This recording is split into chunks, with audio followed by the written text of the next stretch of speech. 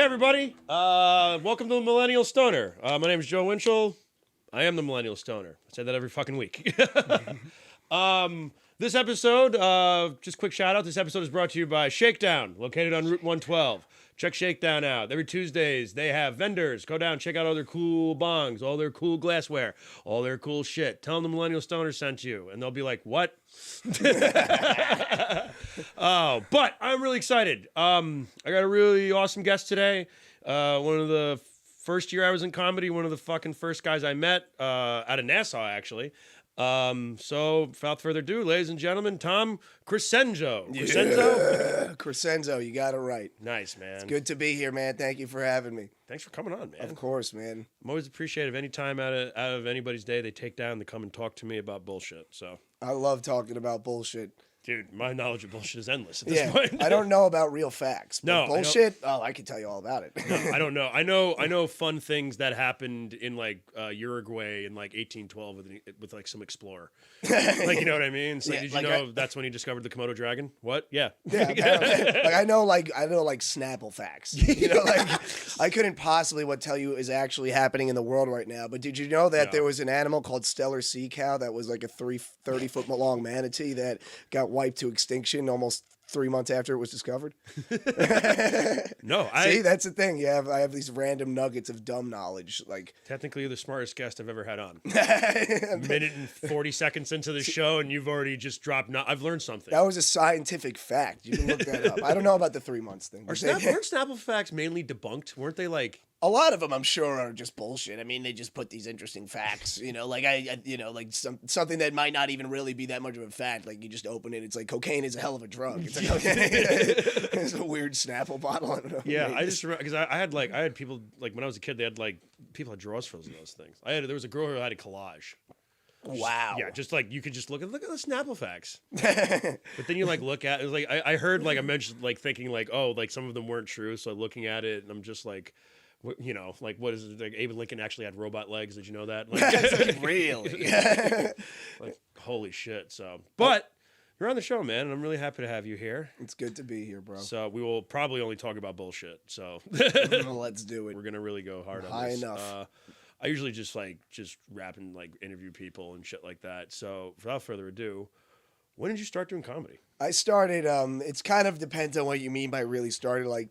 I didn't start in New York until I graduated college, so around 2018. But I was doing comedy in college. Okay. I just Where'd don't you know. go to college? I went to the University of Florida. Okay. And in Gainesville, you know, Gainesville's not like a pop in town for comedy, but it's a city and it has a nightlife. So there was an open big mic. nightlife in Yeah. Gainesville, Oh yeah. yeah. Yeah. Great place to get fucked up. I just saw that looking Great. back. Yeah. Dude, there was a time, like quick story, where I got so wasted at this barcade. It was like one of those barcade those places. places are the best. And yeah, those so fun. But I got so hammered because I did like 12 shots pre-gaming. And then when we got there, I was already remember blackout. pre-gaming? Yeah, oh my dude, pre-gaming God. was the shit. You get blackout before you even get to the Yeah, place. that's what it was. Remember our logic back then was like, Yeah. no, we're going to loosen up. We'll have but a few drinks was like, we're going to drink these 12 beers each. Yeah. And then we're going to go to the party and we're going to drink hard liquor the rest of the night. Exactly. Like you'd basically like the idea was to get a little buzz before you get to Yeah. the place, so you don't have to buy too many drinks. But really, you would just get blackout before you That's showed what up it was. anywhere. We used to powerhouse to those like what was that malt liquor? Like it was called like juice or something like that. I don't know. It was like great. It tasted like I think I know. I don't remember. it was juice. weird. It was like Four Loko. Jungle juice or something. Something like that, yeah. But it was like yeah. Four Loko before. It was like there was a couple Four Locos that people had to try out before we all settled on a fucking alcoholic tribe. That were like, this is the one that's really going to do the most damage. It's just like, all right, take the caffeine out so it doesn't kill me instantly. What was but the I'll other one? drink it. Sparks? You remember Sparks? Yeah. That's what it Oh, was. God. We used to fucking Yeah, powerhouse. Sparks. We used to slam them. We used to slam two and be like, all right, let's go to the party. All jacked up on caffeine and fucking, I think, cocaine. What else was in that thing? Yeah, who knows what speed probably. God. And then Four Loko was just like, we are the most dangerous. Like, yeah. Four Loko is like the tequila of canned drinks. oh, You know, man, it's but basically. so you were getting real fucked up. Yeah, so we got real fucked up to the point where I started dancing. Like I was doing like the monkey, like Johnny Bravo, and like spinning my own. And people were like cheering for me, but my girlfriend at the time knew it wasn't good. And Was of not course, cheering for she me? She was like, I knew it was gonna go bad. And then as soon as I had that thought, you fell, and I like knocked over on table. So they had to bring me home, and they had to bring my wasted ass home. Like her And- spider sense was too late. yeah, literally, she was this close to stopping me, but she couldn't. But when we got back, like, they put me on an air mattress because I couldn't like sleep in the bed, and I was you were like spins. Yeah, I had the spins, and I was laying on my back, and I was puking, and her and her twin sister had to like hold my body so that I wouldn't choke on my own vomit, and I was like, I didn't know any of this happened. I woke up the next morning. I woke up the next morning. I'm like, what am I on an air mattress? That's weird. Why is her sister also in the room with us? That's weird. And then I just went to the bathroom, and when they woke up, they were like, "Holy shit, are you okay?" And I'm like, yeah, what? I'm fine. I slept through the we thought hangover. you might have not lived through the night.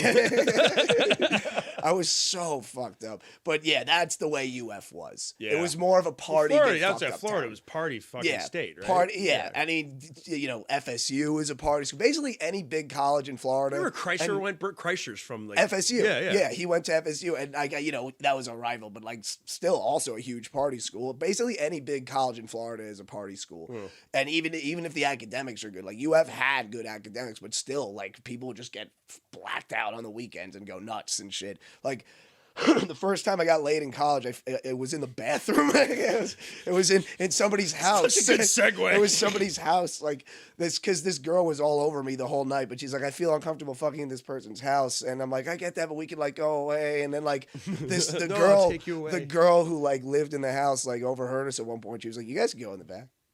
And I was like, "Oh, you're cool. All right." She said it, but all the rooms were locked. I guess there was a lot of people in the back, and so we wound up just going in the bathroom.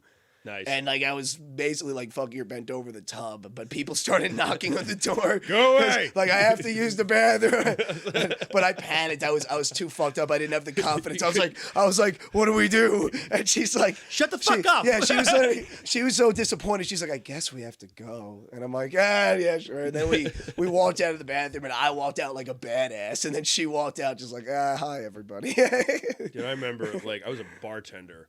Like, cause I went to community college, so I like was bartend, but I bartended, and I bartended this one place, and like I remember like this chick was like all over me, and like I got off shift and everything like that, and she was like, I want to bang you in like the park, on like a bench, and I'm like, okay. And then like I was like all excited because she was like really hot, and then like she like blew me, and I'm like, this is amazing. So I'm like 22. Yeah. I'm like, this is amazing. This is the greatest day of my life. And then she was like, then she like sat me down and like sat on my dick, and then it was just like, oh. And then she goes, seriously? And I go, I am. Oh. I like just exhaled and like I looked at the floor, and she goes, all right, well. I'm gonna go find a ride. Shit. That was the last I ever saw. She was like, she goes, I'm gonna go find a ride. And I sat there with my dick out, like depressed.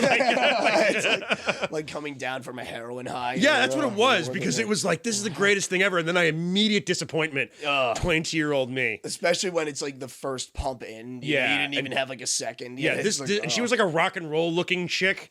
So she like ruined me and like just probably went and made fun of me to her fucking cool friends. Yeah, right. Like probably found a better looking dude with a bigger dick and was like, oh, this is better. Should have seen this fucking twerp I just blew. She's like, oh, you're so great. The last guy I was with. Can you use your real dick to clean his cum out of me? Like, I don't want his weirdness. Like, oh God. Yeah. So that was fucking. Yeah, I'm vile like you. That's why I love you. That's why we're both damaged. We both. So you went to school in Florida and everything like that, and I started doing comedy there. So where did you start doing comedy in Florida? So basically, like.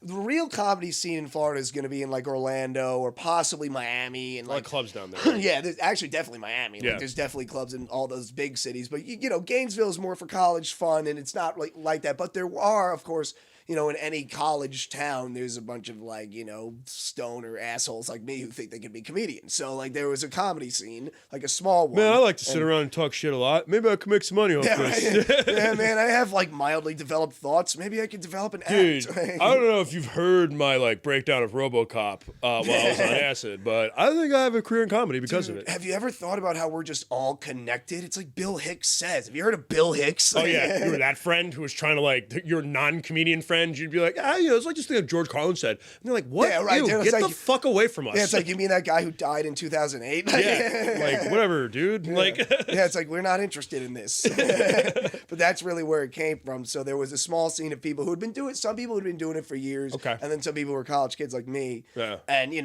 it was just a mic at this little bar called the Midnight, which I'm not positive that bar still exists, but it was this bar called the Midnight downtown Gainesville, and they would have a mic every Tuesday. And Tuesday was also like half off big jug beer night or something. Yeah, so like everyone, penny pints. Yeah. So you would actually get like an audience. Like Yeah. my first real open mic experience, sometimes there was an audience. That Sometimes can be it was- misleading, especially like. Oh yeah, you know. I mean, there were times where it wasn't an audience, and I learned. I was like, okay, it depends on the night. But there were times where I guess it was just the hype. There would be like 50 people there. Do you And it's just feel like what the that's like a fuck? beginning of comedy thing? Definitely, when you're like, for some reason, when everybody starts out, you get like the best crowds. Well, yeah, it's weird because it's even in Long Island because you'll get Yeah. approached by people who do those bringer shows, Yeah. and you'll do them, and they are good crowds, and you start to feel like, wow, I'm good at this. All these people are laughing, but you don't really learn how to be funny until you try to be funny in front of 4 people who are apathetic and trying as hard as they can not to drift their attention towards the TVs Yeah, on the because wall. the Rangers are on right now, Yeah. and they came here as a favor to the Right. fucking third person on, and you're hoping they're not going to leave after them. Exactly. You don't really learn to be funny until you have to do that. Yeah. So in Florida, it was basically like practice. It was like the practice version of comedy. I was getting my feet wet. I was meeting people who were good, who were generally funny, because there were funny comics there. And real comedians would come through. Like there was this other bar, I think it was called like Rockies or something. I saw Doug Stanhope there. It was crazy. Stanhope goes to like, Florida a lot, Yeah, yeah. I saw him like on Adderall That's at a awesome. bar show. It was amazing. Yeah, he was fucking destroyed. But it was a good spot to start because and don't get me wrong, I was terrible. Like that's why, because Yeah. I would have crowds of drunk, 19-year-olds who would basically laugh anytime you say dick. That's why, I think that's why I heard someone was talking about. I don't remember who the fuck it was. They were talking about the college crowd boom when Yeah, that whole yeah. Dane Cook era, and how they realized it's like some of those crowds are like not the best because Yeah. you're either going to laugh at everything or nothing. That's exactly what it is. You either get a crowd that, just a bunch of drunk kids who are down for everything you're saying just because you're being absurd. Yeah. Or you get a crowd of a bunch of drunk kids who are like, more interested in getting drunk than watching. Yeah, you. they don't give a and, shit. And even if they hear you, they're like, eh.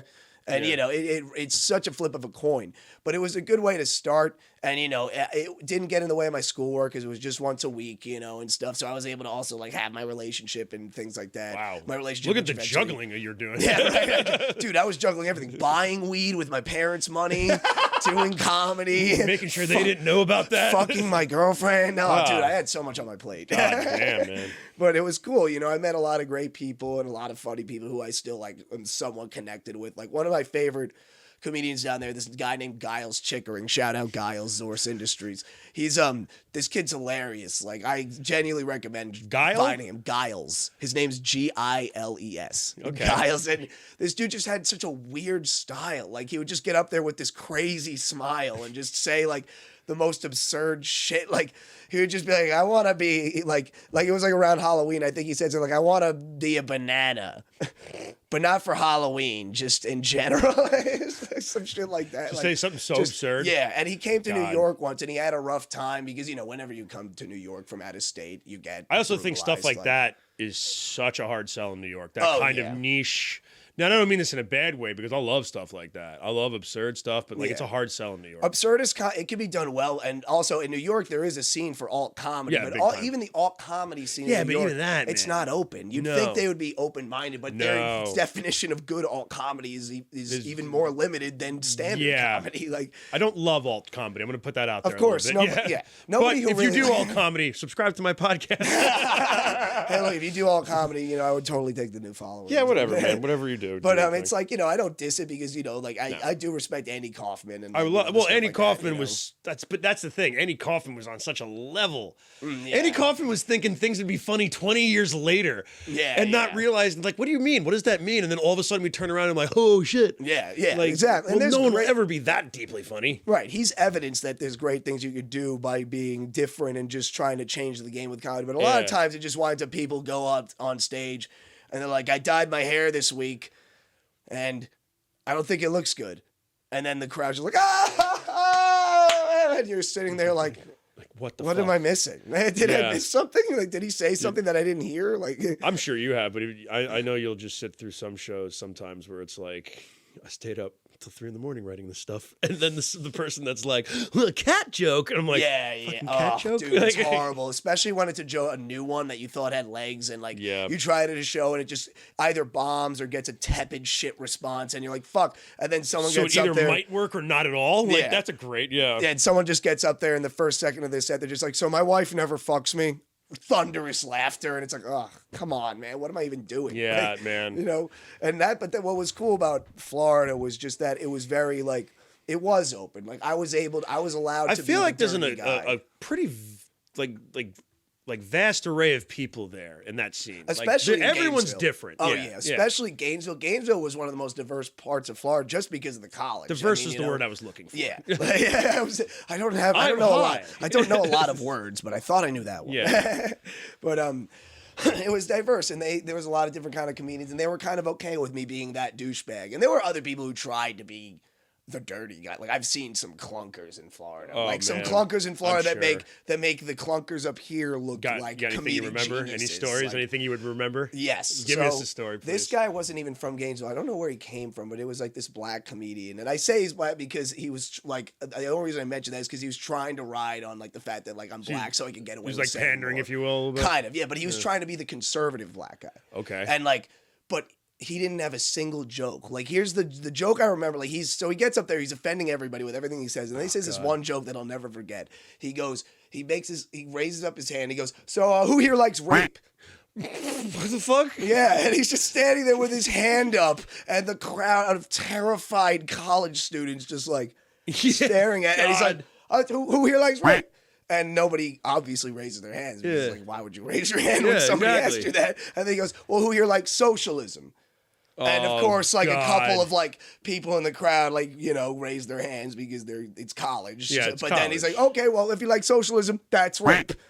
And that was the joke. And that's not a joke, though. Dude, I almost spit my beer out from laughing. I was laughing so fucking hard in the back, like by myself. I was like silent. It's like you ever silently dying, like you don't want people to know you're laughing. I would have done the same thing. I was like heaving. To hear that in the moment and me to be like, what the fuck did he say? It was like, just like, because if I said that, I probably would have gotten kicked out. Oh, that's why I mentioned that he was black, because the only reason he got away with it is because he was black. If it was me, I probably wouldn't be allowed back there. No, you'd be on the list somewhere. Yeah. Seth Simons would be writing a fucking piece on you right now or some shit. Right, yeah. So there was some crazy ass people in Florida. And obviously, there was like a bunch of like Southern frat dudes who would just think they could get up there and talk about pussy and bitches, and they were just boring. But there were some good ones. We eat that pussy, and I'll tell you what. Right, yeah. Like there were some good comedians down there too, and it was a good way for me to try doing it and be terrible. Very different crowd. Yeah, very different. It was a good way to be terrible without getting judged, because I could just be terrible for a little while. Yeah. Yeah, that's the part. Yeah, because when you first start out and you're terrible, like, everyone starts out and they're pretty much terrible. You have to learn how to I think you don't realize you're terrible until you fucking, it's almost too late. Because those first 3 months, you're like, and you're in it and you're doing shows. Yeah. I know I was like, dude, I got this joke thing figured out. Right. Like, dude, I might be a comedy genius. Yeah, you're sitting there being like, don't worry, I'll take you with you. You go to your other friends, like, no, I'm gonna take you with you. And I'm like, a couple of years, like 2 years from now, when I'm fucking Dude, I'm gonna move to the city. You'll see. I'm gonna be. And then on that one Letterman, show happens. That one fucking show happens, and it just like.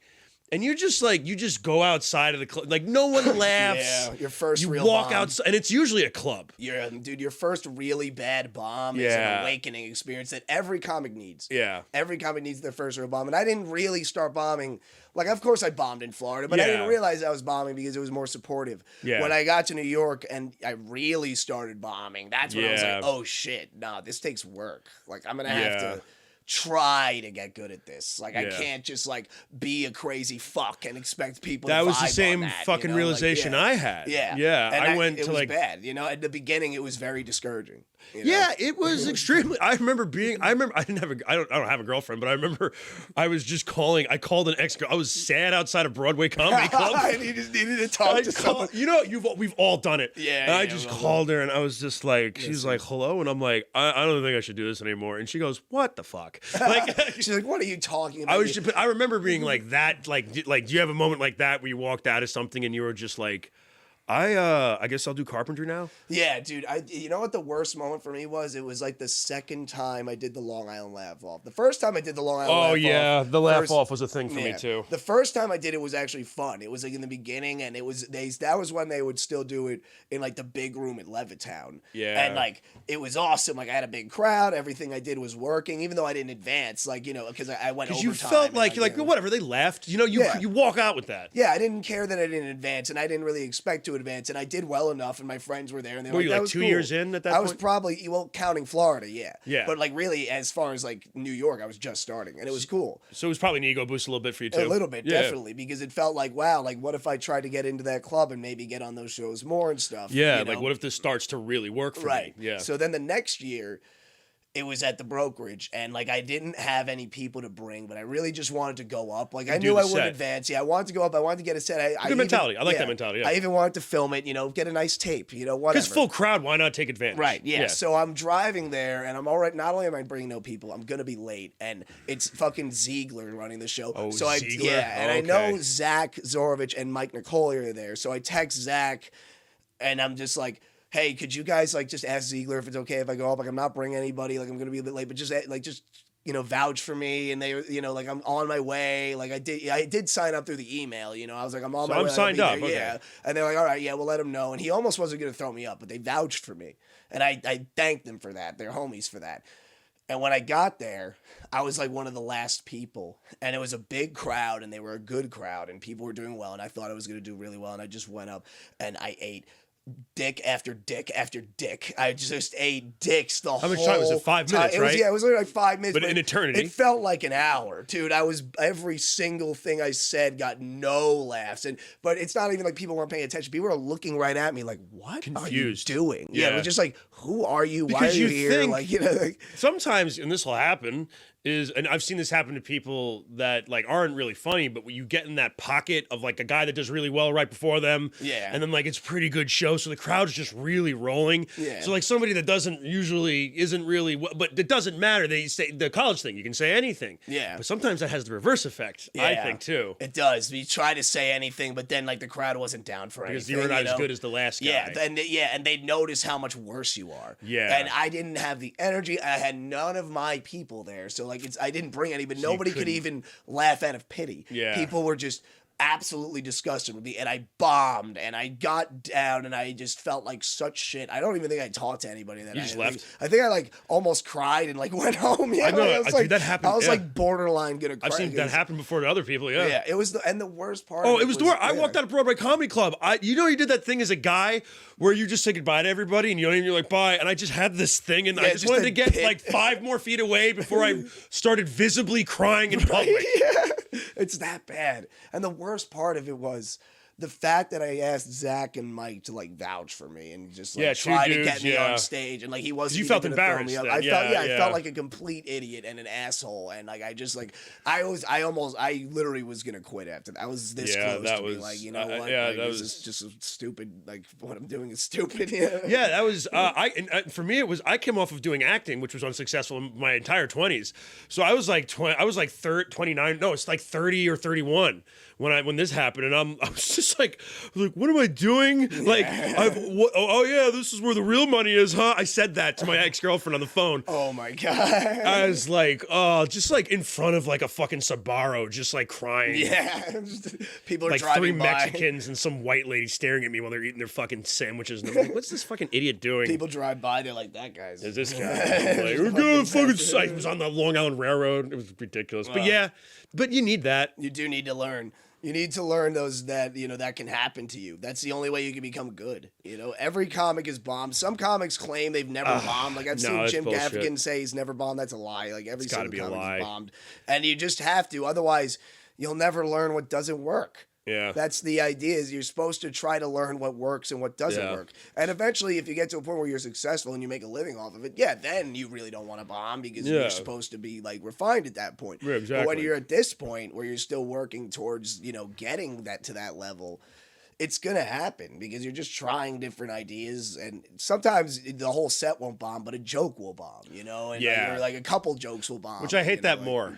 Yeah, I'd always. I'd feel rather shitty, suck you at know? everything because if I'm really going with something and all of a sudden the laughter just stops dead because of some new bit I haven't fully worked out, I'm like, I hate myself. I really hate a mid set, you know, like where you get down and it's like it was passable, but it just wasn't that good. Yeah, you and walk around like this. Yeah, you're not mad, but you're like, yeah, you're just like that. Wasn't what I wanted, you know, and like and people will be like, good shit, but they don't really mean it, you know. They're like, yeah, good shit, man. Just going back to something you were saying about bombing and people that. I'm sure you have what I have in this but you have friends that go to you and be like, I'm gonna try it and everything like that. Sometimes. Yeah, I have a couple of times I'd tell people, I'm just like, I feel like the best thing I can say to people is being like, if you really like it, you'll come back. Yeah. If you just need to get it out of your system, that's why I always tell people, I'm like, go to the mic. Because if you just need to get it out of your system, you may find that I just want to try it, you know. But I said, if you really like it, it's like a thing for you, you'll come back. It's this thing. Because after you bomb, I'm sure like you were like, I quit. And then you woke up the next day and you were like, well, I got to go to a mic and work out that anal sex bit. Right, exactly. You know? Yeah. That's what happens because even after you bomb the next day, you're like, man, but it would be great to do well again, right? And yeah, because you remember what it was know? like to do well. Yeah. And you were like, okay, how do I do well again? Yeah. And you then know? that's what brings you to the mic again. Yeah, But some people don't have that resilience. Some people, when they bomb, they're just like, this is not for me. It's tough. And I mean, some people I know, like, have gotten to that point, and it's like, you know, it's tough when you're you know, you want to tell people keep going, you know. Just I do, and I trying, try to be. Listen, I was saying recently, I'm trying to be fucking nice to everybody, and I'm like, especially if I'm doing a show with you, like, you know. But like, and I'll listen. If you bombed, I'll be like, well, that didn't go well, you know. But like, whatever, and I'll be like, whatever, man. Just learn from it, move forward. That's what I always tell them. You know, it's all you can do. I mean, laugh about it. Yeah, you come up to somebody and you know they bomb. You're like, well, what's going on, bro? Yeah, I don't go like, hey, you sure did suck tonight, huh? I'm like, hey, man, I do this. I'm like, what's up? Yeah, like, how's it going, bro? You want a drink? Yeah. I mean, it happens. And sometimes people will like, what I really always feel bad, what makes me feel bad for comedians is when they bomb, but they don't like really admit it. Oh. You know, like when people get down and, you know, you go up to them and be like, hey, man, how you doing? They're like, oh, that was pretty great. And he was like, pretty great. Great? And you don't want to, you don't want to say it to them. You're like batting around. It's like, do you mean great as in like not like, great? Do you mean like as in greatly terrible? Do you mean it? Do you mean good as in bad? Right? Yeah. You mean like it was awful? Yeah. And that makes me feel terrible because then that just shows me people aren't facing it. You know, when people can't face that they bombed, they're not going to learn. You know, they tell themselves they didn't bomb, and then they don't learn from their mistakes. And it's hard to admit when you did bad, but it's quintessential to learning how to do well. You know, And I've seen comedians who I think are really great do it. You know, where like that was okay. And and I'm like, what are you talking about? That was amazing. You know? Yeah. Well, you know, it's it definitely coming from Florida to New York was like a wake up call. That's a weird transition. It was, yeah. It was. Was it like a jarring? And this is what I wanted to talk to you about because I know I have a friend that came from Thailand or China. Oh wow. He was doing It was Thailand. He was doing comedy there, and then came here, and it was different. Yeah. It was very different than what you go and see in the clubs out there. So it was like a bit of a switch for him. So was it the same thing going from Florida to New York? Obviously, New York is New York. Yeah, I mean, even if it's just Long Island. It wasn't like terribly different, but what was different is that a lot of what happens down in Florida is about personality. Like people will get popular because they have a good personality, and but they might not actually be writing that many jokes. You know, like they say stuff. It's a lot of non sequiturs and like observational big stuff. Movements. Yeah, very movements. Like a lot of like large. And I'm not saying those people are bad, but it's a different game. And then when you get to New York and it's like people are like, write a fucking joke. Yeah. And then you're like, okay. You know, it's like that actually becomes a challenge. I think when you go to New York, you're forced to write. You have to write, and you have to also write, like, you have to have some jokes. Like, you'd have some things that are just observational bits. You can do that, you know, but you have to have some jokes that count. Otherwise, you just don't get the respect in the scene. Some people like will vibe entirely on personality, but even then they still write. That's a tough sell after a while though, because I feel like that takes people only so far. It does, yeah. I mean, people will get popular because is there an example? I'm trying to think of an example of somebody like that that's like basically mainly personality. Was Dane Cook like that? Dane Cook is probably like that. He's from LA, but that's a good way to put it. I think Dane Cook had a period where he was okay. I'll stand by that Comedy Central presents. Yeah, that first special where he's in the wife beater the whole time and everything, and he flips off the camera at the end. Yeah, and it's great. Yeah, You he know? had his time. You know, he wasn't bad, but By I the mean, time you get to Vicious Circle, you're like, this guy shouldn't be filling arenas. right, yeah. You know? I mean, some people were great. Like, an example of someone who was really good and basically had, like, no jokes is, like, Bernie Mac. Like, Bernie Mac was amazing. But he was you know, all, but yeah, he was all personality, but all attitude, He was all shit. such a personality. Yeah, like, and if you have that personality, if Yeah. you are that guy, it'll work for you. But that guy's rare. You Yeah. know, that guy's tough to come by. So many Like, people think that I don't think at all I can do that. That seems no, I like can't. because I'm smart enough. Like this makes me sound like an asshole. I'm sorry, but I do mean this from a standpoint because I did a little bit of acting. I did acting all in my 20s, and all I'm saying, I really am not. Let me take that back. I'm not saying I'm smart enough. But here's what I've seen in acting, and I think it's the same thing in comedy.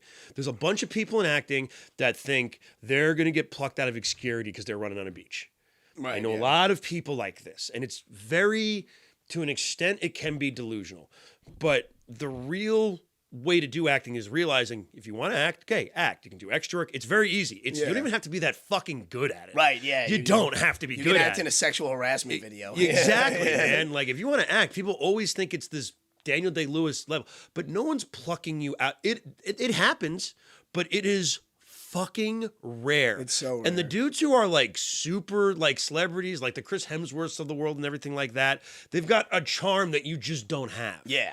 It doesn't read. There's a reason they got picked. Exactly. You know, and not you. Like even like shitty actors like Jared Leto. You know what I mean? Jared Leto, it makes sense. why Jared they Leto picked him takes in it, everything you know? way too far. Yeah. I'm beginning to think he was good in like two things, like early on, and then Requiem like for a Dream, yeah, maybe, exactly. You know? But And then, like- he's a shitty actor and also possibly a pedophile. Apparently, there's some shit about. Oh, him. you mean the Yeah. cult leader has Yeah. weird kid things? Yeah, I know. Really? You mean the guy who walks around in the desert in a robe is got a problem? You mean we shouldn't have let that guy near the playground? I guess. Dude, he did a fucking. He did a fucking like a sabbatical or something, whatever. Like he didn't know COVID went on. Like he went off. He came back like a month like into the fucking pandemic. He's like, "What's going on?" Yeah, he's like, what the hell is happening right now? That was probably surreal. He's like, Yeah. what the hell? Where are all the kids I can fuck? Where are the kids I can fuck? Is everyone just inside? Oh my god. Yeah. But it's true, like, you know, that people will think that like just by showing up that they're gonna get picked. Wait, hold on. This is the not point. about I was that. just wait real quick. The parallel I wanted to make the comedy. I'm like, yeah, no, it really is that. I'm sorry. I didn't mean to cut you off. I'm an No, you're asshole. good. No, it's the same thing though. Like people, they watch Bernie Mac or they see like a George Carlin and like, I love Bernie Mac. I love George Carlin, but like, I know I can't do that.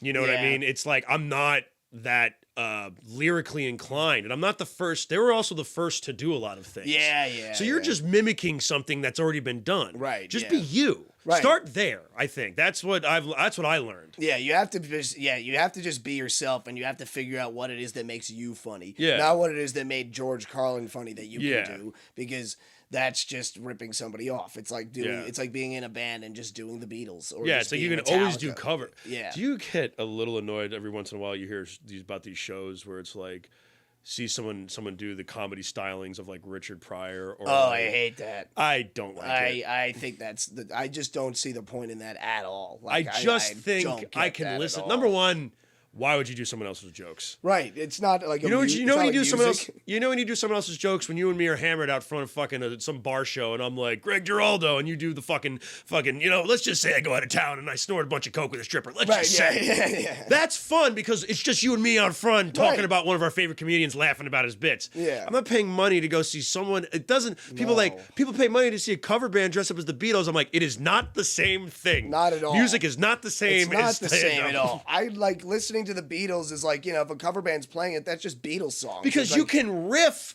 a tune, and if you're like a Prince, if you're doing Prince and the Revolution and you're doing like Purple Kiss as your cover band, right? Yeah. You know, and you're doing like Purple Rain, or you can do like your own little riff. You're playing the guitar. You're gonna be like, this is my riff on this is Purple Rain, but I'm gonna do a little guitar riff, making my own a little bit. Yeah. You can't like riff a George Carlin joke. You can't riff Richard Right. Pryor. You Like, also, even if you didn't riff, like the Beatles or something, any band can sound good no matter who's playing it, as long as the musicians Yeah, are 'cause good. the music is It's good. music. Like I'll listen to it if you're playing it and you sound good, fine. But like Richard, like George Carlin's comedy will never sound good coming out of anyone else's mouth. It just doesn't work that way. It's not like these jokes are funny when you're saying them. They're funny when Carlin said them. Yeah, we only think of, even when we're saying it, I'm thinking about George saying it. Right, yeah, we're both thinking about it. We're doing a George impersonation as we do it. When we talk about Geraldo, we do the Geraldo voice. Right, you know what I mean? Yeah, and it's just referencing something we both like. It's not like we're entertaining each other by like... That's what I mean. Like, that's why I can... It's not like I'm like, hey, could you do that great bit for me one more time? Yeah. You know, like that'd be so fucking here's weird. $1. Like, Yeah. it's you know, it's believable. And like, imagine you're with a girl and you have a guitar. You know, she might be like, hey, play the guitar for me. That's totally believable. But like, you're with a girl and you have like a Richard Pryor poster on your wall. She's not gonna be like, hey, could you do some Pryor for me? Why would nobody would fucking a really do good that? way of putting it. It's so Literally good. nobody would do that. It's so It's fucking like, hey, weird. what's up? If you do it's like, oh man, I see you like Tom Segura. You mind doing a little backs for me right now? Right. Hey, you mind doing that whole Netflix special? It's like nobody imagine? would do that. Imagine if someone's whole set was just like, I'm Craig, the comedy cover man. It's like, who got requests tonight? And someone just shouts out fucking like, Kinnison. It's like, Oh, I would be a dick. I'd just be like, Hannah Gadsby. He just has to do an impression. Oh, He's like, oh, I don't even know her jokes. just a really sad story that takes the whole room down. I did watch her special. I watched the special. I watched it. It's not comedy. Start to finish. Yeah, it's not comedy, but I was like, hey, you know, you're passionate, cool. Like, and There's I a- also there's- like, you know, I'm like, I get your message, fine. My thing is this. Yeah, my thing is this. Your act is your act. Do your act. I don't give a fuck. But like, it's weird to me that Netflix considers it comedy. That's all. Well, I'm saying. yeah, and it's also what bothered me wasn't that she made a special, it was that she started going on like podcasts and radio shows saying like, if you're a comedian and you're not openly advocating for marginalized groups, you need to like get off national television or something. Which is like slight to anybody who just wants to be funny. Yeah, it's just like, why does all comedy have to be that way? All music is not like that. All movies are not like that. Why does all comedy have to be like that? Yeah. Like, or why would all entertainment have to be focused on social issues? It makes no sense. People want to get away from social issues. That's sometimes. what laughter is a lot too. Yeah. It's supposed to be healing. Sometimes it's about forgetting those things. And there's comedians who their whole thing is social commentary, and that's great. But for every George Carlin that you love, I also love Jim Gaffigan. But not a lot of it, but definitely a good chunk of the social commentary comedy is bad. Oh, of course. So Especially much, at the level that we're I at. don't even really like Bill Hicks anymore, man. Bill Hicks was great for the time. And Oh, Bill for Hicks back opened the then. doors. There's the smoking while running people over, still pretty funny. No, he had some jokes. Like he has weed. A weed. He was the first one to really start going in the weed stuff. Like he has a joke where he's like, you know, like if people are getting in a fight 9 times out of 10, they're drunk. I've never seen people on weed get in a fight because it's fucking impossible. Yeah, It's like, yeah. hey, buddy.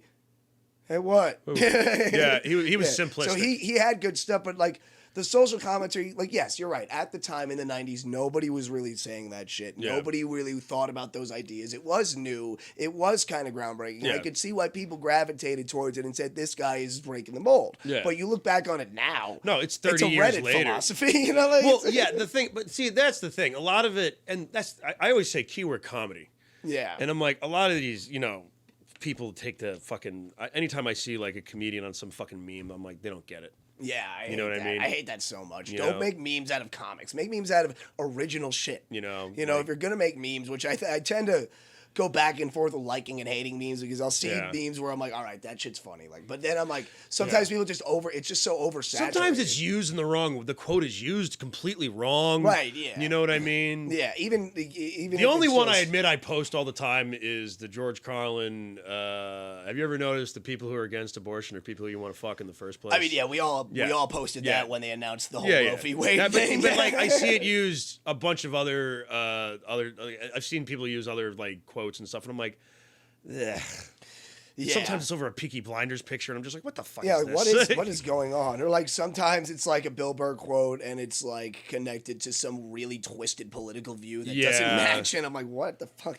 Or is, some fucking weird ass mindset. Yeah, the You know what I internet. mean? The problem with stand up is kind of like an old world art, and it's still great and it's still very powerful, but like it Yeah. is an old world thing. Like, you know, it was back in the time when all people had to do was go out. and go to bars. And, And somehow it survived. Yeah, right. It survived because people got famous and people got fans. Back in the day when every bar had to have a stage. Yeah. Now every bar's got to have a kitchen. Right. Yeah, people want to eat, Well, they used to drink, watch a show. That was it. And like now, like comedy just has to like try to struggle to stay relevant. Like I think the next couple decades, the challenge for comedy is for stand up at least is going to be remaining relevant in a time when so much content has shifted to streaming and the internet and just like personable, like almost like. I worry that comedy sort of would turn into the idea that why would I pay when I can just watch it? Exactly. It's the same thing with movies. I stream movies illegally all the time. Movies that are good. Movies. Can we blur Tom's face out in this episode? Now that he said that, I'm just kidding. You never know. I'll go to jail like the owner of Mega Upload. You just admitted to an FBI crime. Well, I mean, because it's not like I steal them, but like they're on the internet. No, I have a fire stick. And also, I have a fire stick. Also, like Put Locker and shit. That's still on. Oh yeah. I have a hacked fire stick. It just has shit on it. Yeah, there's something like because when you can't find a movie anywhere, you go to Put Locker, and if it's not on Put Locker, you're not gonna find it. No, you have to go to some obscure fucking place in the Bronx. Right. Yeah, but the point is, it's like comedy is the next challenge of stand up is going to be remaining important in a time when entertainment is changing. Like I think of video game streamers who like. Video game content started with the angry video game nerd and people who actually made videos. Respect, by the way. Yeah. I fucking love Big shout out, James. I'm a fucking dork. I James watched all that shit. Oh, no, James I met that Rolfe is a dude. goat. He's cool. He's a goat. He's a goat. Yeah. But, like, back then it was people would make videos. Even if it was just Let's Plays where people just playing a game, they would still make videos. Then streaming became a thing. Now gamers, in today's world, gamers make more money streaming on Twitch. Chris, my fucking lovely producer, Chris, he streams on Twitch. Yeah, see, he knows he's probably making bank. Yeah.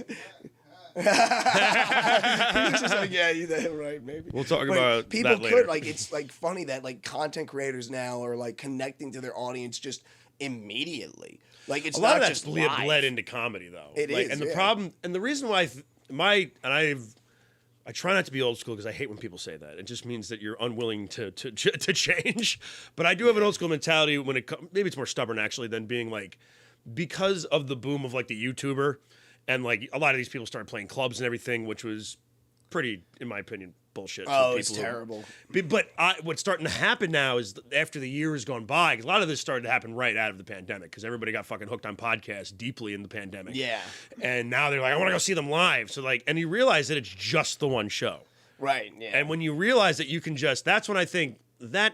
Because I still feel like when you go see comedy live, it's a different experience than when you watch it on TV. Because when you start to realize you always see the same act on TV, you can go see.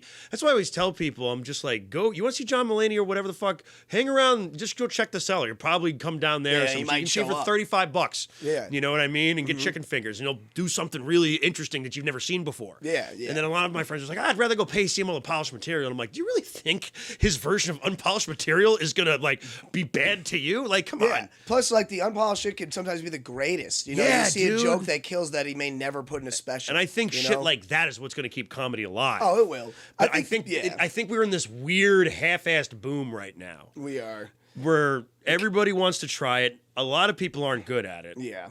And I don't know, it's just weird. The saturation has become unmanageable. Like the past 20 years were a comedy boom. Yeah. It started with the 2000s and it led to what we have now where there's so many superstar comedians and so many people. There's no one dude anymore. Yeah. Remember for a long time there was always like a Pryor or a Carlin and then I think the last dude was like Louis. Louis was probably the last guy. I think maybe Chappelle now, but even Not even him, you know, like he has his fans. I mean, he's huge, but it's like now comedy is so saturated. Like I have a theory that there might be more quote unquote comedians than actual comedy fans.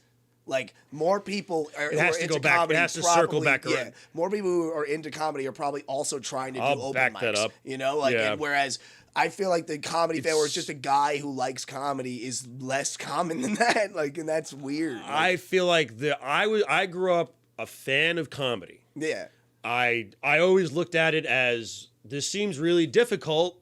I can't do this. Right. I did acting because they hand you a script. They tell you what to wear, tell you where to fucking stand. They light you, make you look good, give you fake hair if you fucking need it. You know what I mean? it's you know, it can be tough, but there's a lot of acting's all you know, kind of, you know, you're a bit of a prop as an actor. But with comedy, you had to do everything yourself. So to me, that was like daunting. And then when I was like, I'm done with acting, I'm fucking done with this, I started doing comedy. It was tough just to build it from the ground up, especially when you first start out. Yeah. And I don't know if people realize that aren't going to stick around. Yeah, it's tough because, you know, when you realize it is all about just you and just you have to make the show. You're making a show. You're not just making joke. You're making a whole show for people. Yeah. And yeah, when you're not being just handed a script, it can be very daunting. But so many people think they could do it because they idolize those comedians that they love, that are stars now. And it's addicting to watch, like them, too. You know? And you want to be like them because it looks so enticing. It looks like it's so much fun. It's the aroma of it. And that's why when you, every once in a while, you know, you go, like, you always end up at a show and then some dude will say something about some joke he's wrote to you, or you'll have a friend that'll be like, hey, I think I'm going to try it, or something like it especially if you have like a good show. Yeah. If you have a good show where there's a bunch of good comics on, you have a good headliner, the audience is vibing, you got a couple friends in the crowd, you'll get somebody, a stranger or otherwise, will say something to you or somebody else about how I'm going to go home and start writing. Because all of a sudden they're like, because it's even more at our level, because it's like, I know these guys. Right, yeah. You know? People start to think they can do it. Not that I think I'm more important than anybody else, but like, no, but it's true. People watch, your friends will watch you and they'll be like, hey man, like, you know, like what if I wanted to come to open mics? And it's like, sure. I told a couple of friends of mine, I encourage you, because I'm like, if you're either going to do it again or you're not going to do it again after that. Yeah, yeah. You know, it's fucking like really. Chris just showed me a picture of a penis. It's weird. No. No, I'm kidding. Thank God. I was getting horny over here. Bring it back out. Yeah, it's just, that's all I'm saying. Like, there's like there's a thing, man. There's an aroma. There's this addiction that can come from it. And I fucking tell you, when you do it and you fucking really, you're going to the fucking shitty ass mics every night and you're drinking 3 beers and looking at this weird scrap of fucking paper that you've got 5 dick jokes written on and whatever, and you see maybe a couple other comedians show up and there's like a couple people at the bar and you say these things and maybe somebody laughs and you realize it feels like such shit. You realize that starts working after a while. You know, like you got to be willing to do all that. I've realized. Yeah, because I feel like my material has just started to get good. Yeah, exactly. I feel like I've just started to be like, oh, this is comedy. Yeah, yeah. Fucking 5, almost 6 years in at this point. No, dude, 5 years in. Sorry. I mean, I'm the same way. Like, I'm fucking basically 4.5 years in, and I like just now feel like I can be confident on stage at all times, but not even confident. Like I'm definitely gonna do good. Just like I could walk into a show, I'm like, all right, I got this. I didn't have that forever. I would walk into every show just like, I had confidence from doing theater. Like, let's see if but I would always walk in like, yeah, we'll see how this goes. Like it was always a gamble. Now, like I just got to the point where I'm like, no, I got this. Like I can be funny. You have a little more confidence now, right? That's how I feel. I've had a much more relaxed sets lately. But that's only half the battle, because the other battle is like, people promoting themselves and making content and getting out there. That's what I'm talking about, the evolution. And like, you have comics like Christian Hahn who are like, he's really put himself out there. Yeah, shout out Christian. He's really puts himself out there. He gets on TikTok. I see him out all the fucking time. Dude, I've been at shows, like bar shows on Long Island, where like random kids will come up to me like, yo, dude, I love your TikToks and shit. And me and the other comedians are standing there like, not on fuck. TikTok. I've never made a TikTok. That's why I do a podcast. I've never made a TikTok, mostly because I think the FBI would start tracing my phone if I downloaded the app. Feel like all of your videos would just be you headbanging to like Pantera or some shit. Yeah, it's like, just here's 5 Dimebag Daryl facts. Like, yeah, right. Just a bunch of metal spliced up with hot girls. Here's Miss Full Throttle this week. It took me a while to ear this towards the right age. Like, I had to really force the algorithm to go towards the right age. Friends with you on TikTok, Tom. Here's the thing. Your followers are questionable at best. I think you need to change some of your content. Yeah, it's like, dude, your algorithm is fucked. No bueno. No bueno. Man, that's going to be on the blockchain forever, dog. A lot of emo kids that are like 12 following you. You got to stop that shit. Man, it's okay. They're like 21. Don't Chris D'Elia yourself, man. Yeah, right. No, like, I mean, it's like, the thing about it is like TikTok is just something I don't understand. I don't understand it either, man. I tried. I get it, but I don't know how I could make that content. Like putting that content out there and like doing it right seems to be a challenge. People will go viral with dumb shit, but then there's a lot of dumb shit that gets nowhere. But I also think like the term viral doesn't even mean what it used to mean back in like, because how old are you? 26. Okay, so you're I'm like a decade older than you, but like. Oh, fuck, yeah. Yeah. No, I'm 34. I thought you were like 32 or something. I'm 34. Oh, wow. Okay. Yeah, it's not bad. However, I think you will understand, what was my point I was about to make? What was I just saying? Fuck. Help me out here. I don't know. Sometimes I pee on the side to make less noise. What'd you say, Chris? Oh, yeah, the term viral. Like, even when I was a kid, viral was like a big fucking deal. Yeah, It was also like infantile internet. And I feel like you were like when it started to be like viral still meant something at the time. I grew up with like the beginning of YouTube, like that's in 2005. That's what it was, yeah. I was, and like I saw the Mine was like development. MPEG videos on fucking some weird site with like black background and red fucking writing. Oh yeah, or like eBaum's World or something, or Albino Black Sheep, Albino. Remember all those old sites, Newgrounds? Like I remember Newgrounds. I was just thinking of Newgrounds the other day. They're little fucked up video games. Dude, the old Newgrounds, like used to be able to kill celebrities. Yeah, people call the internet the old internet the wild west. It really was. Fucking there was no rules. There was no. That was the dark web. Yeah, and people would like do whatever they wanted because it was still very niche. And like there were memes back then, but it was so much smaller scale. Like these inside jokes were. It was like a collective of people. You still had message boards when you were a kid, right? Of course, I had message boards and shit. But like I was young, so I didn't really get into that. But they were around, and I had friends who used them. But like. I grew up and like I just remember when it went from viral videos to content, and it started with this one channel. Day and night. One channel started it. It was Smosh. They went viral with that stupid video where they sing the Pokemon song, and then they made the decision that none of these other viral video people made, which was.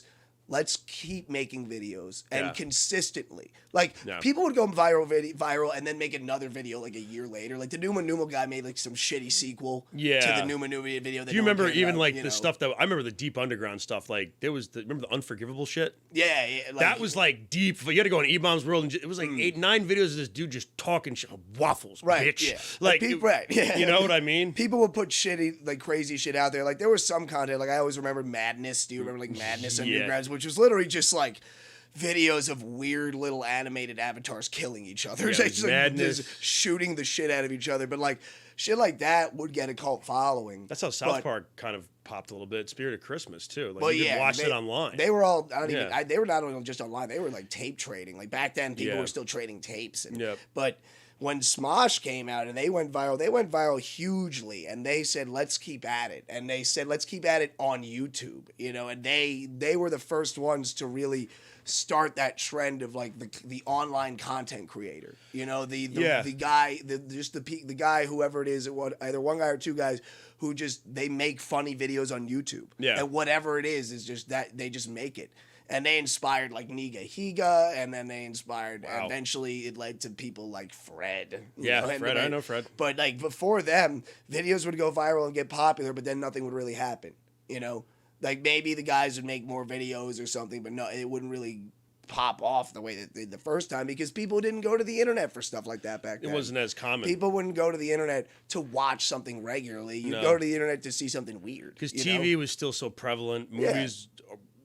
Were still hugely prevalent, and like the video quality also wasn't up to snuff the way that it is now and everything. You could see shit clearly. I mean, a lot of times, especially when I was young, you had to go to, like I said, go on some site. But even the YouTube when it first started, it was like some of the shit was just the quality was awful. Oh no, it was terrible. Even like shit, like even Smosh, like their video quality was shit back then. Or like any of those channels because they were just working with what they had. There was no standard. Yeah. If you were making anything that had even the basic semblance of a storyline, that was already groundbreaking. And just there was like a couple weird flash shows that you could find on like eBaum's World and Newgrounds. It was kind of interesting. Like beginning of internet television. Right, basically. And like our generation was the first generation who started going to the internet to watch stuff regularly. Yes, and that's what changed. Is when we also bootlegged a bunch of shit from the internet too. We were down. I mean, LimeWire, Morpheus, all that shit. We were watching movies on the internet. Literally, movies, downloading albums from the internet, like all anything. my Metallica albums at that time. I was so scared I was gonna get caught up in that lawsuit as a kid. I remember sitting there being like, they're gonna call my fucking house. The cops are gonna come. Lars is gonna come get me. They're gonna take me to jail and then they'll rape me. Yeah, he's gonna, when you're knocking the door, he's just be like, so we know you're in there. You're like, what? You're like standing at the door with a gun, like Walter White. You're like, who the fuck is it? Got my hard drive next to me. Joe, sweetie. It's like, fuck you, you're not my mom. Here's some vague Swedish assholeish accent. You're like, oh, so you got to get out and give us our albums back. It's like, oh, no. Fuck, Lars is here. You gotta fucking give the fucking albums back. Yeah. He fucking left the fucking band. He fucking left the fucking band. Which part of that? And then you took our fucking album. Hello. That was for me. Thank period. Exclamation point. Oh, Lars was such a bitch. Oh my He's like the God. biggest bitch in like the history. They were on fucking E-Bomb's World. They did the whole like mini video of them getting killed. Like, which was weird for me because that was like a weird time for me because I was a huge Metallica fan and I'm like, are they assholes? And I'm like, and I stuck with them through most of that, man.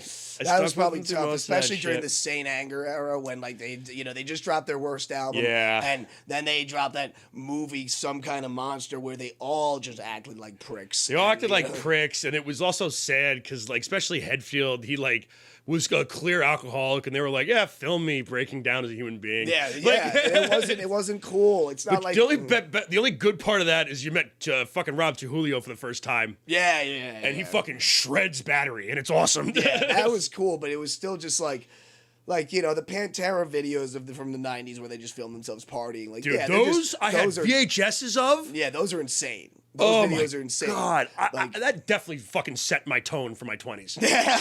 Because I was like fucking 14, 13 watching that shit. When you're a kid, like that's like purely like a bad influence. You know, you're literally watching a bad influence. But like, that's why I saw tits. It was also like I watched them like roll like a 12-inch joint with like Sebastian Bach. You know, and they were clearly like addicts, but like it didn't look gross. No, it looked fun. It was glamorous. It looked fun. Yeah, it was. No, it was actually still kind of dirty. I want to take glamorous back, but it looked fucking fun. I mean, they were a glam rock band before that. They were, you know, they did start out as a hair metal band, so it was glamorous at a point. But yeah, with Metallica, it just looked sad. And like it was probably so hard to be a fan at that time because everyone was just shitting on them. South Park even made fun of them. The problem with Metallica especially was like and I've said this about bands like this before, and I'm like, you drop fucking, you know, some four or five of the fucking greatest metal albums ever. One that's basically the first one you consider thrash fucking through and through. And then the Black Album was the last one, which is like this fucking swan song almost to that era.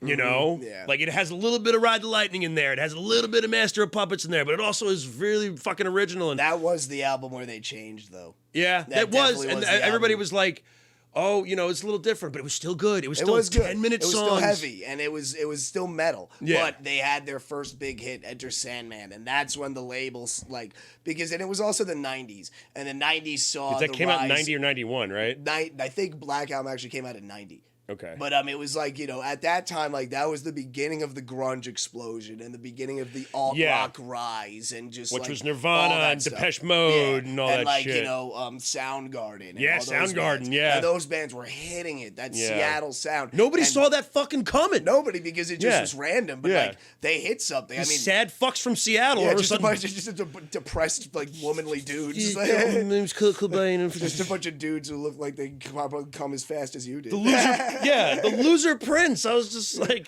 I mean, and some of those bands are like, I love Soundgarden. No, and I love Soundgarden. Like, listen, they're just like, come on, easy to shit on. It was that was basically like a scene of pretty boy bands that grew. That they were still hard because it was an underground scene and they had like underground influences, but they grew into pop music. Yeah, and that exploded. And record labels at the time, for any band that was still trying to go from the previous era, where like we have to do something, like these guys aren't going to survive in this new era. So like, you know, people would go up to Metallica, you know, their producers, and say like, listen guys, like we need you to stay relevant. start getting radio friendly. You know what I mean? Like you can't just be making metal anymore. Like like this has to keep going. You know, it's. I mean, like arguably they're the most successful metal band of all time. Oh no, they are, and I'll never knock Metallica. They're one of my favorite bands. I just jammed out to Ride the Lightning like 2 days ago. I don't even blame them. Like if a record company was waving millions of dollars in front of me and said all you have to do is be like this, I probably would sell out. I mean, come on, like people like to think they're so fucking. That's what I always say, man. Yeah, I'm like everybody always acts like if someone opened up a briefcase full of jewels, gold, and millions of dollars, that they'd be like, "No, I have integrity. You do not have integrity. Yeah, right. You're fucking you have full of shit. No human being. This bullshit movie. Because if someone just was like, "Here's $1 million for a bullshit Amazon special right now that you only have 15 minutes for," I'm like, "Yeah, give me the money because I get to keep that money. Right. Yeah. Even if it bombs, I just have to not waste this million. Yeah. You know what I mean? I'm like, my comedy career's over, but I get to buy a yacht now. Yeah. Literally. Like I could see why bands sold out. I mean, in the 70s and 80s, bands got paid that much to be different. That's why bands like Pink Floyd could explode because at the time it was cool to be like that. Yeah. And that was the thing. That was the trend. Era is fucking... it was dope. But those guys were still being handed millions. Oh yeah. And like they weren't saying no to millions of dollars. Like, yeah, they make songs about rejecting the music industry and stuff, and they did. They took the check. They still took the check. Like, to say that if you were in a band and, like, you were being handed that much money, you'd be like, no, sorry, it's all about my sound. Like, you'd probably fucking fold. No, man. I mean, I'm sure there's a level of that. There is. Like, there's people who do it, but you see what happens to those bands. Like, they get their cult following and they have it forever, which is cool. I respect bands like that. Death metal wouldn't exist without and you need those bands. You know what I mean? But, like, to say that anybody who was in Metallica shoes wouldn't have probably done the same thing. No, if you had gotten the push that they had gotten after riding the fucking lightning bolt they rode through the 80s. No pun intended. Yeah, I mean, no pun intended, but it was, they could not... And the fucking, you've watched fucking videos of their shows from that era. Like, it's crazy. Like, oh my God, the people, and they're jamming, and it's like, Yeah. You know? It's for them to just figure out, okay, how do we stay Metallica? Yeah. Understand, man. Every sports arena plays it to this day. Yeah. High school, fucking basketball, professional. It's all play. Fucking what's his name in New York came out to it all. Fucking from the Yankees. Which guy? Some guy came out to it. That was his theme. Really? Yeah, that was his fucking. That's pretty sick. I can't. It was the pitcher. I think. All my fucking baseball friends are gonna hate me and leave me alone. I don't know shit about sports. It's fine. It's fine. But it was his theme song. It played in Yankee Stadium every time he came to the mound. That's crazy. Because he was like his nickname was the Sandman because he closed out and everything. That makes sense. Yeah. You know what I mean? Oh my God, what was it? Mariano Rivera. Oh wow! Yeah, who came up with Mary Rivera's Enter Sam? I don't give a fuck who came up with it. He came out with it. Yeah, who came up with it? Fuck this guy. Q&A with the man who came up with his way. I don't care about. How do you mean you came up? Metallica? Would you write the song? Yeah, like Metallica came up with it in the '90s. Yeah, interviewing James. Somebody was like, "Hey, I think you should walk out to this." End of story. 5-minute fucking video on YouTube. Yeah. Oh my God. But that's like, and one thing I find funny is people will be like, "Man, if Cliff Burton survived, they wouldn't have sold out." It's like, how do you know? How do you know Cliff wouldn't have taken that money? I mean, come on. He was a star like them. Bullshit ass fans. Yeah, and that's why I don't knock Metallica for what they did. I'm like, what bothers me more is when underground bands, especially in today, when as a metal band, you really have no chance at the mainstream. Yeah. When underground bands try to sell out, that bothers me because it's like, what are you even selling out for? Yeah, you're just nothing. You're gonna be in the same position, just with more. They offer record deals for fucking everything now. There's just gonna be more lame assholes in the crowd. Exactly. It's the same. You're not really gonna advance that high just by selling out at this level. Every weird ass fucking band in Brooklyn. Yeah, it's gonna get signed to some record deal, and I'm just like. It's like to me, it's like because with Metallica, like they were by no means an underground band by 1990. They were popular as fuck. I mean, after Kill 'Em All, they weren't necessarily played on the radio that much, but they were popular as fuck. They Yeah. went all over the country and developed a huge moved fan base. records. So it Yeah. makes sense that they would be that something that would be a good decision for them. But like, And a lot of bands from that era did not transition as well as they did. oh no, certainly not. You know? I mean, Megadeth did an awful job. No, Megadeth came back Risk. later. They did, but yeah, they had it out. Like that album Risk is like, you know, It's I've not never, great. Yeah, No, it's I've not never great. listened to it, but people say it's like. I mean, I encourage people to listen to bad metal, but like, listen to it because it's. I love that you listen to any music from like 89 to about 93 from all those bands because you see some weird ass shit. Them trying to be grunge or whatever like that. Like you see full on bands try to change their genre, and I'm like, dude, you guys were hard rock. Like, I know, yeah. It's like, and it didn't look as cool. Like all the grunge bands at the time, the dudes were like in their 20s. You guys are like in your 30s, Late 30s like at this late point. 30s, almost 40s. You don't look cool like this. You do what you do, you know. Yeah, just you do know? the fucking. And even like that's the problem with Metallica's like sellout era is like, yeah, the music isn't as good. Like, Load and it's not Reload as aren't good, great, you know. but I'm not going to sit here and tell you I haven't smoked a joint and listened to King Nothing. King Nothing's a great song. Great song. Which cranking. Yeah, I get all high. I'm like, Yeah, like some bands weren't meant to do it. Some bands did do it, and like one band that I think did a great job at it was Sepultura because they started out as a straight up death metal band, and then they became a new metal band. But they actually did it. It was a slow transition a little bit though. Yeah, there were no. it You was saw over everybody's years. like, what happened? Happened or not? I'm like, the new metal stuff you heard in that album before it. Yeah. You heard all the new Chaos metal AD, nuances and Chaos the metal. AD. Yeah. Almost all the new metal bands were kind of like ripping off that album. People Yeah. forget how, and modern hardcore bands today still rip off that album. It's such an influential It's record. all yeah. Chaos AD is one of my favorite metal albums. It's a great fucking album. But like then they came out with Roots. I used to have a T-shirt with them. And Roots is not their best album, but I mean, for fuck's sake, they made new metal and it didn't sound like shit. It Yeah. wasn't just Limp Bizkit being assholes. It was like, no, this is heavy You were and it's against good the- and you it's were, catchy. You were one of those people against Limp Bizkit. I mean, I never hated Limp Bizkit, Yeah. but like back then, Yeah. the real, like the true metalheads hated Limp Bizkit because That's it how was I like, you found know, out. That's how I made the transition to metal because I 'cause like of Limp Bizkit. I liked that one album. I liked Chocolate Starfish and Hot Dog Flavored Water. Right, yeah. And I was like, but I also liked my fucking like Pantera and everything. And then my cousin, who was a real metalhead, pointed out to me, he goes, one of these things are not like the other. Figure it out. It's like you And I wasn't going to give up all the Metallica and Pantera stuff. So I was like, oh, fuck, bye, rapcore. Yeah, Like, yeah, I think what made Limp Bizkit so. I'm now appalling- older though. I'll get fucked up and listen to Roland. I don't care. I don't know. Roland's a good some I know all the words. break stuff. Break Dude, stuff if I was now. there- I love to If jam I out was the break there in stuff. Woodstock '99, I would have been one of the people who committed murder during that song. I definitely With my would've. shirt off, climb the just tower, climb the tower, jump on somebody's head, just like yeah. face paint with blood on your face. Dude, it was probably lit. I won't deny it, but it would. I think Yeah, I'm all fucked up. I'm watching that documentary, and I'm just like, this is terrible, but man, I bet that was a great show. Yeah, it's to like be that was at. probably sick. Like, that was probably fucking. Let's not lie, sick. that wasn't probably a great show to see. Am I right? Yeah, like I bet being there, like if you were Yeah. safe, it was probably cool. Like if you were like safe to be there, like I'm sure it was amazing. Like if you weren't getting gang raped or something, it was yeah, probably awesome. being fucking gang raped. That's what happened. It was Dude, fucked I up. have so many They of my ruined friends. Woodstock '99. Dude, I thought that was the funniest fucking documentary ever. Like it was terrible.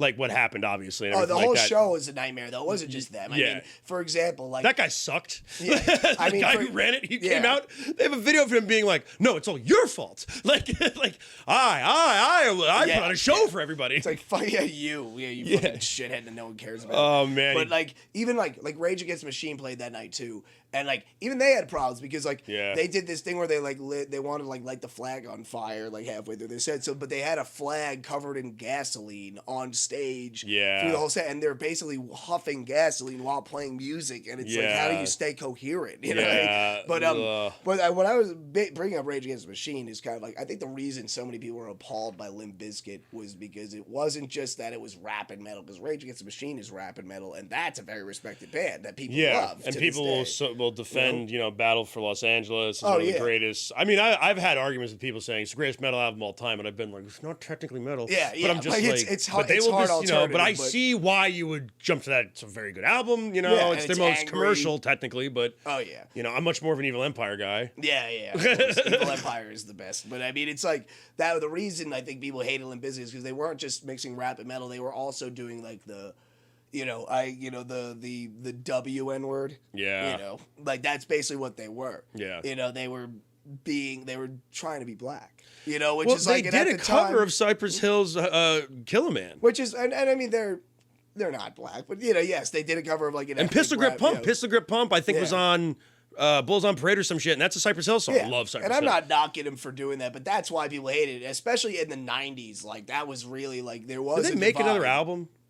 Limp Bizkit? No, Rage. Yeah, they did. They made an album after. I've never listened to anything after. Oh Battle no, they didn't. Pistol Grip Pump, whatever album that is, that was the last one. Okay. Yeah, I haven't forgot. I heard think that one. album's called Renegade. Okay. Yeah, that's their last album. Okay. But like, you know, at the time in the '90s, like there was a huge divide between like people who were like down for rap and then white people who were like, bro, that's black people music. You know, like it really was like Yeah. that. So like someone sees Limp Bizkit, it's like, man, like this is the end of music. You know, it's just like the But they latent say racism that. of the I mean, time. people have Like, said that about Machine Gun Kelly.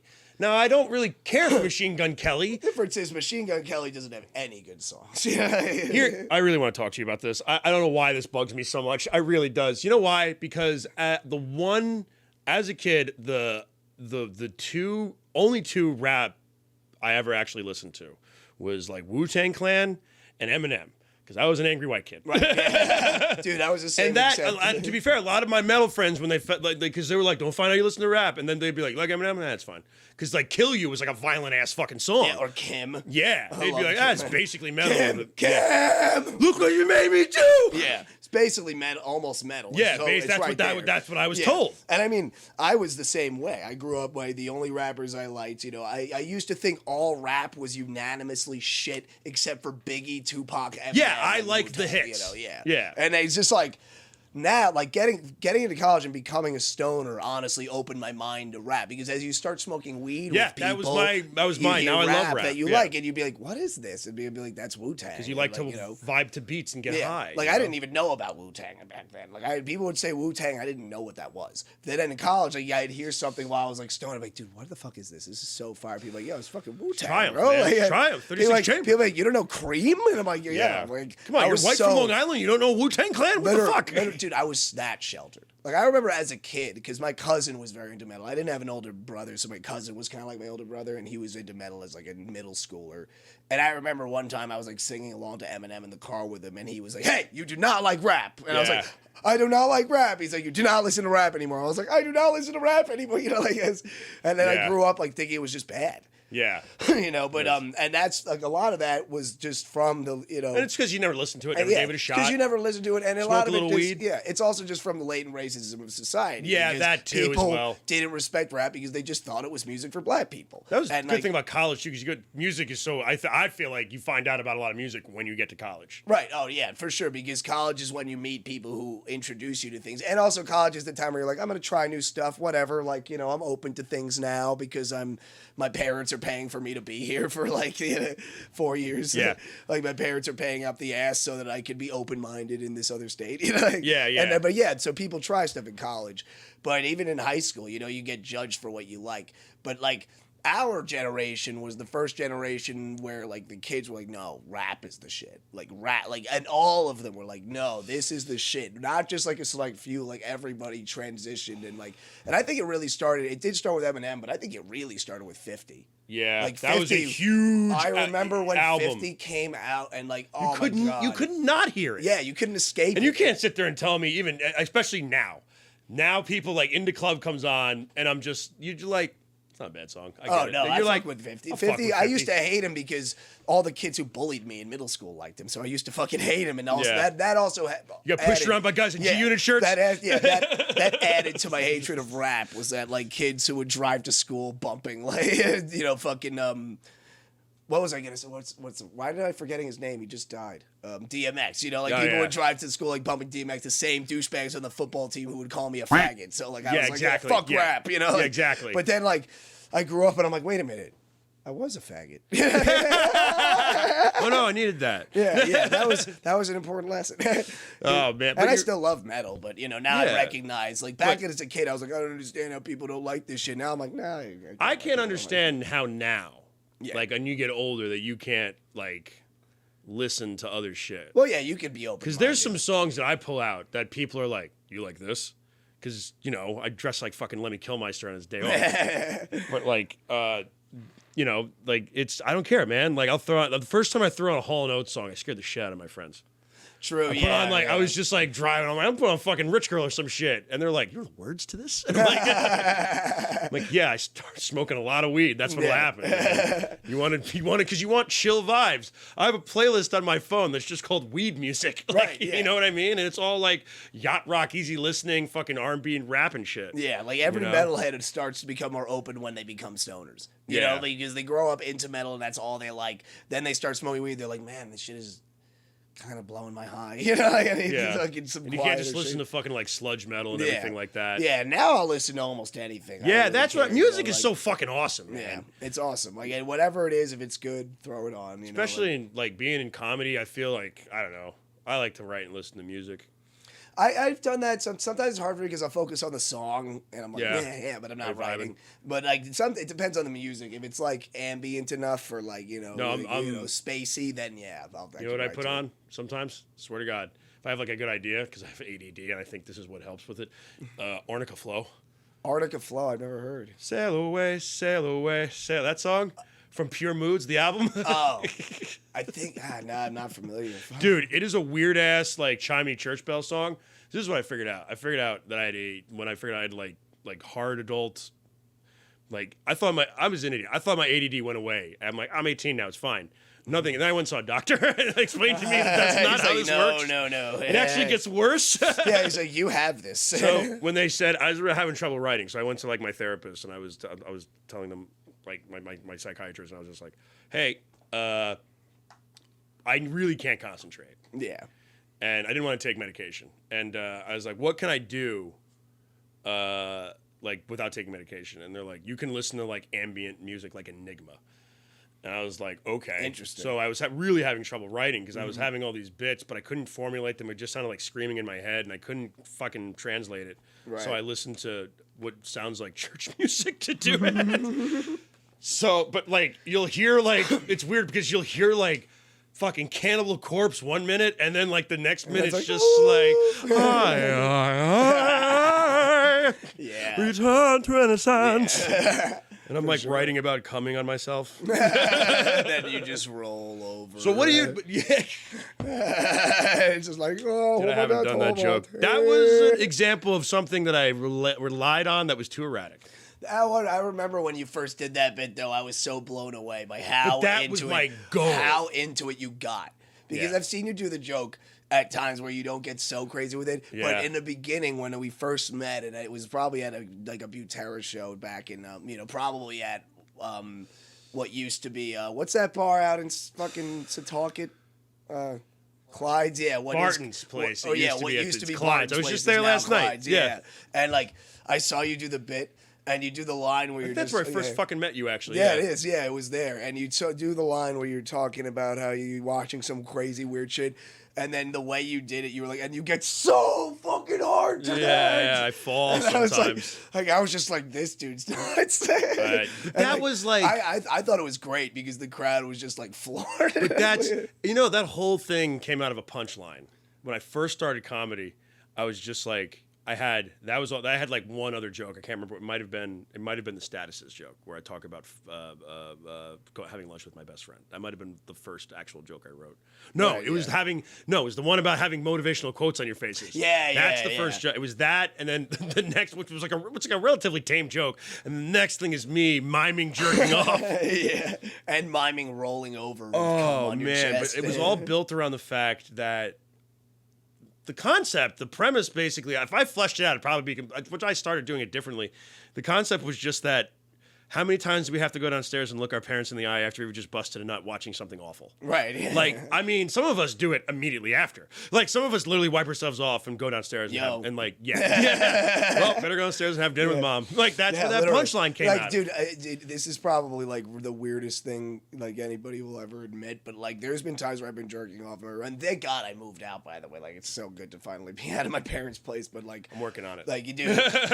Dude, it's very liberating. The money going away in the beginning is kind of like alarming. You're like, oh shit, like my money, but like you'll get used to it, it's worth it. But when I lived with my parents, like I got to a point where I was like, I don't give a shit. Like I need to jerk off. It just has to happen. And like I would be mid jerking off and sweetie, dinner's ready. Oh, no. And you have no your good. cock in your hand, you're like, okay. Thank you. It's just like, and they know you're not coming down right away. Yeah. And I'm just like, And you're watching and something. now you're like, fuck, I gotta try to finish this quick. But then you never finish it quick. And you come down and they're like cleaning up the table and your plate is just sitting there getting cold. Watching some trans girl fuck some goth girl. Yeah, It's just like, and then you come downstairs and fucking Steve Harvey's on the TV and you're like, hi everybody, what's for dinner? your Chicken? dick's kind of sticking to your leg still because you don't wipe Yeah, it yeah, properly. Yeah, literally. And then Yeah. during dinner, it sticks there. You're like, oh, shit. You start to feel, you have to peel your shirt off. You're like, I actually recently, it's a terrible way to live. fucking recently, I was trying to have sex in my house, and everybody was home, and I'm just like, this is no good. I was like, we're gonna stop. And she was like, really? And I'm like, it's too like weird, embarrassing for you. She's like my age too, so I'm just like, thank you for like even considering to fuck me. Yeah, right. Thank you for doing this. Thank you really. for doing this. So, Clearly, you have charity work to do. I guess you sinned and you're trying to pay back to God. Like, thank God. Yeah, I'm like, thank you. But like, I don't want her to be embarrassed. Like, Yeah, like it's I don't bad. want to. It's bad. There's only one way out. You got to go right through the living room, and I'm like, nah, we have to stop. And then my dick started to hurt because like we were getting to a point, but it was like loud, and I'm like, you got to go. I have to jerk off now. Yeah, it's like, you know what? I'm only gonna feel good tonight one way. Yeah, 'cause she was and like- you're actually not involved. She just goes, do you mind if I hang out and smoke weed? And anytime a girl says that, I say yes because I'm a guy. And like, Right? Yeah, you're not gonna be like, no. something bitch. about smoking with girls that I love. I don't know Oh, what it dude, is. women are the best to smoke weed with. That's why when I it's hard for me to get laid now because I like need a girl who also smokes. Like I don't want to date a girl who True, doesn't man. smoke because like I want to be able to smoke with you. That's a bit of- like yeah. part like sad. Unfortunately, part of a relationship for me is like the enjoyment of that. Yeah. But when with girls, Yeah, I'm not like, with quitting weed. yeah, I'll quit right. cigarettes. I'll curve drinking. Yeah, even if your girl's like, Yeah. I don't care if you smoke, it's like that's cool, that's great. But then it's like, then we don't get to sit down and smoke. Yeah, because this is a thing we can share. Yeah, but yeah, it's that's rough. But I've been in the same situation as you, where like everyone's home, but Yeah. it was like mad late. So like Yeah. I brought this girl over, and I was This just was at like thinking- 4:00 in the afternoon. okay. Oh, damn, this was okay. My sister's working downstairs, Oh, like wow. away, so I'm just like, She's like on call. She's like, yeah, and her room's next to mine. So she's it's just just hearing. like, yeah. She's like, hold on, can I just call you back? But like, Fucking- I came home late once, and like, my sister and her at the time boyfriend were like hanging out in the den, and like everyone else is asleep. But I just came home with some chick and just went in the basement. Just like, hey guys, Some just skank. went in the basement, yeah. And like, literally like she was a Bumble match though. We actually fucked for a little while, but like, All right, I'm sorry. I didn't mean to call her skank. No, it's all right. She had skank qualities. No, I shouldn't say that. She was cool. You heard it here, Tom Crescenza. Yeah. Tom Crescenza said that one of the last girls he had sex with was a skank. It's fine as long as you're not racist. You can Right, get away yeah. with it. But I mean, she would like, we went down there and we were having sex, and I didn't think it was that loud. And then my phone started ringing, and I looked over, and it was my sister fucking calling me to tell me to fucking quiet down. And obviously, I didn't pick up the Isn't phone. that so mortifying? when I you didn't. do- Yeah, I was more. I didn't pick up the phone, but then I got a text message where she was like, "Could you "We have to please stop." be fucking quiet? I don't want to listen to that." And I was like, all right, you're gonna have to leave, but I guess we're gonna have to wait an hour before you leave. Like, I don't want to go up there while they're still. Yeah, you fucking can't go down. You gotta wait for them to calm Yeah, down. you have to wait for them to not be in Yeah. there, and I felt it was like you said, mortifying. Like I was just like, you get fuck. it's that feeling. Yeah. It feels like someone, like I imagine, like it just feels like you're on your way to work and you get like garbage jumped on you. That's the only feeling. Right. And you're like, I can't go to work. It literally, like this. it feels I'm like gonna change. I have to go all the way back home. I'm gonna be late now. Yeah, Like, it's literally like that. Like you go, or like you just get your coffee and then Yeah, you walk out the something- door and spill it all. and then over you just yourself. feel like, I have anxiety about everything. So I'm just Yeah. like, and the last thing I want is to ever, I don't want my parents to ever see me fuck. Oh, of course. I'm like, not. I don't want to see them fuck. I managed to avoid that my entire life. Yeah, know what I I mean, mean? I had like it was like I had no option, but like after that experience, I stopped. I had no option. And I did fuck a girl once in like a random place, like this park I used to smoke weed at. Like we Yeah, we've all met been in a there. bar. She's like, "Where can we go?" And I didn't want to go to my house, and I was like, I know a spot. And, like, she probably felt like, I'm getting killed. Like, she was probably like, I'm gonna get murdered. Like, oh, my God. But, like, you know, we did have sex and it was fine. But, like, literally, like, I just brought her, like, behind, like, a park in the middle of the pitch black night. It's like a Tinder date or some shit? No, I met her at some random bar. Just met her at a bar? Some bar in Kings Park called, some bar called Main Street. In Kings Park. Bar hookups are gone. And it's all digital now. This was also like the last bar you'd expect to hook up at. Like, this is a dive bar. All the regulars are old people. I was just there to chill with my homies because my homies. You're just looking for a quiet place to have a brew. Exactly, yeah. Lo and behold. A place that doesn't care if you smoke right outside the door. One of those bars? Oh, yeah. But, like, there was just these girls, and, like, I noticed one of them was looking at me, and, like, she was, like, not that hot, but I was like, that girl is looking at me, you know? And then like, she wanted, like, her and her friend wanted, like, talking to my friends, and she and I, like, hit it off, and she's like, you want to smoke? And I'm like, yeah, I want to smoke. And we went to my car and started hooking up. And I was like, the old days, when no choice but to hook up into a car. This was like immediately post college too, so I was like, hell yeah, I'm still getting laid. And like, I still got it. And it was such a weird situation because there was really no realistically safe place for us to fuck. But I instinctively was just like, you want to get out of here? And like, she was like, yeah, but like, where do we go? And that's when I was like, fuck, where do we go? And I was like, I guess I'm not going to ask to go to your house. And like, I don't really want to bring you to my house. But then I was like, wait, there's this like empty park that I smoke weed at. You in? We went there and then she was down. I got to give her credit. This bitch was down. She was like, let's go. Like, she's like, I am rolling. Doesn't it always kind of amaze you? I remember. It does amaze me. Like you know, I had an experience like that. I was at a bar and I'll say the name of the bar because it's still there and it's fine and needs the business. It's called Murph's. Murph's in Sag Harbor is the only late night bar. I was there. I met a chick. We hit it off like making out in the fence, and she was like, I can't bring you back to my place. And I'm like, well, I remember being like, I'm like, everyone's home. I was like a little drunk, and I'm like, I can't sneak this fucking lady into my house right now. I'm waking everyone up before you even get in the house. You just walk in and I'm hammered right now. I'm walking home tonight. Yeah. So if I'm with her, I gotta find a cab. You know, like I'm fucking hammered. And so I was like, I can't. She's like, all right, well, and she takes me around the corner up on this like stone step, like the bar's here. There's a fence like that separates the bar from like this little back of like businesses. Oh God! And on like the back stone porch, she blew me. Oh wow! We're like, there's a street and a police station right there. Yo, it's some outdoor shit. And it was to this day, it's the best blowjob I've ever had. Oh, it's probably awesome. It was amazing. I was like, I'm gonna get caught. Oh my God! Yeah, like, oh, this is so dangerous. God, some Italian girl. There is something about getting caught that like makes it like. I remember one time me and my ex like we were at Jones Beach. No, Long Beach. You know how Long Beach? You ever been there? Yeah, I've been to Long Beach. You know how they have the big cliffs? Yeah, we were up on the cliff and she blew me on the cliff. She blew me on the cliff and like probably felt amazing. It wasn't like there was anything preventing other people from coming on the cliff and seeing. Just like this is amazing. And people on boats in the ocean probably could totally see us. And I was just like, I never want this blowjob to end. Oh man, yeah. But it was like shit like that is risky. I also fingered her on a park bench once, but it was also less exciting. It was less exciting, but it was in Florida and it was nighttime, so you could hear the gators croaking. There was like gators all around there. It was right by a lake, so and you just hearing. And I'm just like fingering this chick, and I'm like, I hope I don't. Florida, what can I say? Yeah, right. I'm literally like, wow, I hope I don't become part of the food chain while I'm doing this. Two killed in Parkinson. They both had their pants down. Not exactly sure how that happened. Look at how they died. That's low. Foul play is suspected, and it's like, there's gators everywhere. Officer, dude, what? Smell this guy's fingers. Smell. Yeah. It's like, dude, what a shame. Wait, why? Like for evidence? He's like, no, check this shit out. Check. It's like, pussy. Yeah. And then they like knuckle touch my body. They're like, yeah. Shit. Sucks for you, man. Dude, the gator thing in Florida is crazy though, and they are so not like. Like, I saw a gator sleeping next to the sidewalk, and I was with this girl. And that would like, fuck me up. I was like, oh! And he's like... Right, because you're not from around there. Yeah, they were like... That's a monster to you. Yeah, literally, that thing is a predator. It could eat me. And she's just like, what? I'm like, there's a gator right there. She's like, well, yeah, don't go near it. And I was like... That's whole That's it? Yeah, I remember, to check this shit out, mountain lions. Oh, yeah, mountain. I was in California. I was doing some acting stuff out in California.